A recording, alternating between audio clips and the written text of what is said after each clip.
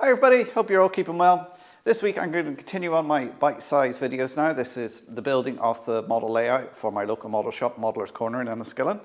This week we're going to be looking at different types of track and a little bit of track planning. Okay, quick overview of track. So if you started model railways, you probably started with a train set. Now train sets will usually come with some sort of curve and maybe a couple of straights, and if you're lucky, a point. Okay, so this is what's known as set track. Most of the manufacturers in the double O scale, certainly in the UK, Ireland, so Bachmann, Hornby, the track is more or less the same, has the same geometry.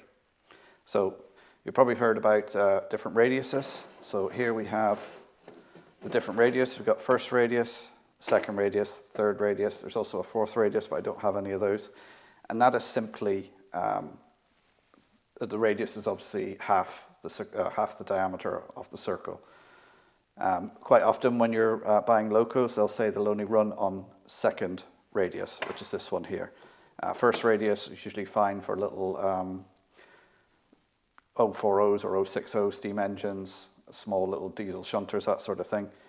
Anything else always runs better on second radius. It will run on first radius if you're lucky, but it can cause derailments. That's why they all recommend second radius.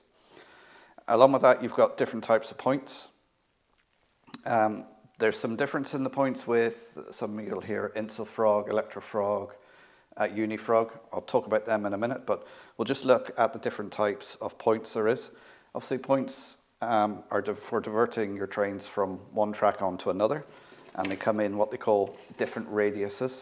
So if you see here, we've got this radius here, and then obviously there's a larger point there, a larger radius. So this is obviously better. The bigger radius you can have, the better for your trains. So as we can see there, that's a small radius, that's a large radius. Those are right-hand points. And then we've got the same in left-hand. And then we've got points like this, which is a triple point. So you've got 3 lanes going off from one, and then you've got this, which is a double slip. So a train can come in from this direction, I can either go off that way or that way. The same, it can come in from this way and either go off that way or that way. I've got more detailed videos on these points and the wiring and everything for them, and I'll link them down below so you can check them out. Then your straights, you've just got, this is just what they call a double straight, that's a single straight. But most of my lines on my model railway are made using FlexiTrack, which is this stuff here, so you can flex it to whatever curve you want. You need to cut it, obviously, and get fish plates to go on the end. So fish plates are these little things on here, and they join the track together. Okay. One thing you'll hear about the track as well, you'll hear code 100 and code 75 used in double O. And that is, if you like, the size of the track. So if you can see that there, this is code 100. I don't know if it'll focus on that. And then up here, this is a code 75. And if it'll focus, you can just see there's a different profile. This is a thinner, smaller profile. It's the same gauge, same width between the rails, but it's just the size of the actual rails are different. If you're running older stock, you want to stick to code 100 because older stock will have deeper flanges, and if you put it on code 75, it'll ride up on the sleepers and derail. So that's a quick overview of the different types of track that are available. As I said, there's a little bit of difference between the points. So if we look at this point here, this area here is called the frog, and you can see on this point here, it's made of black plastic. So this is an Insul point, so Insulfrog point. And if we take a look at this one here, we can see on here the frog is metal. So that means you have to wire this here using a switch underneath or just using the blades. Again, I've got more detailed videos on these. It's too long to go into on this short form video, but I'll link them down below so you can see the difference between the different types of frogs.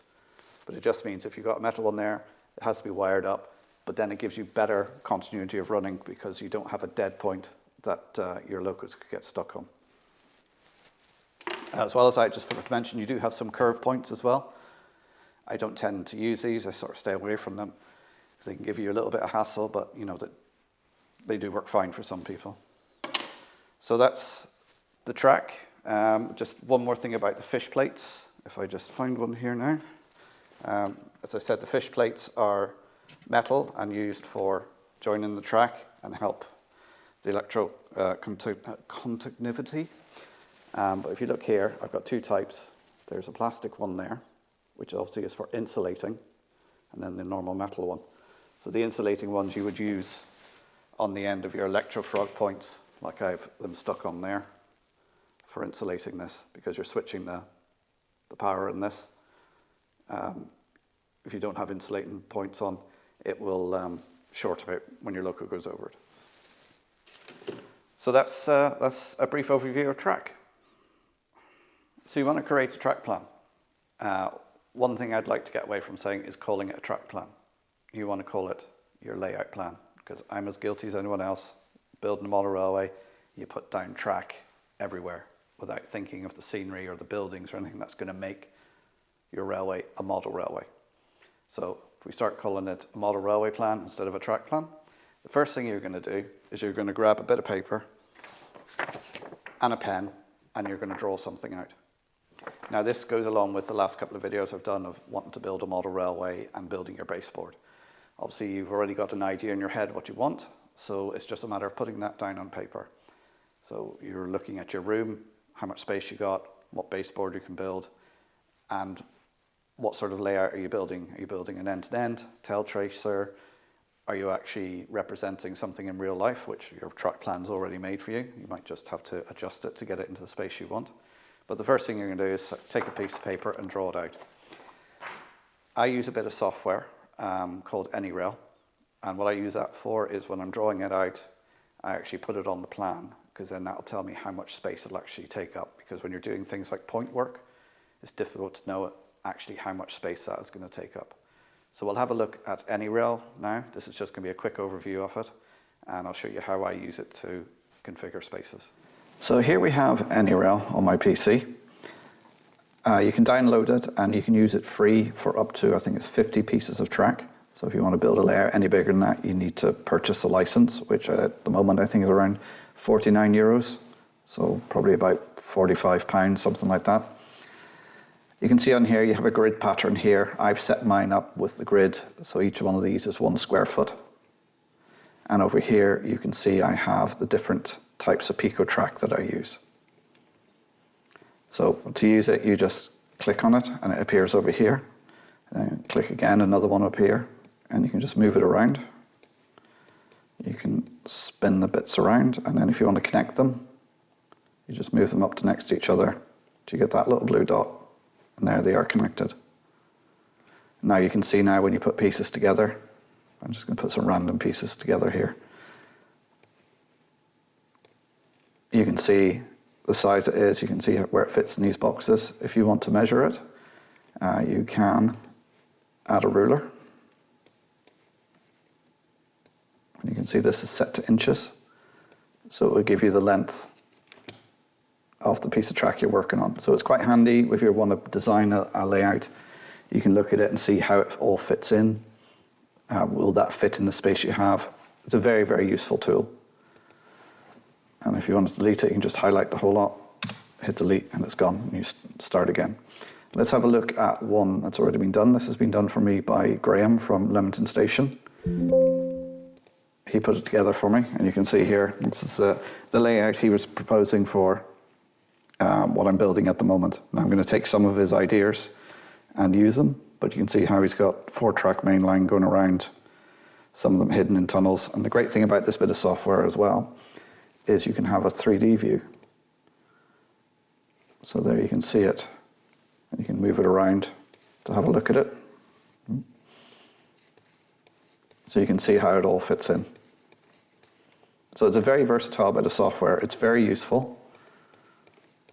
I'd say the way I mainly use it is for when I'm doing putting points and that together to see how it all fits in and see what sort of size it's going to take up and will it fit in my area. So you can download it for free, use it for up to 50 pieces, and then if you want to purchase it, it's around €50. So that's a brief overview of AnyRail.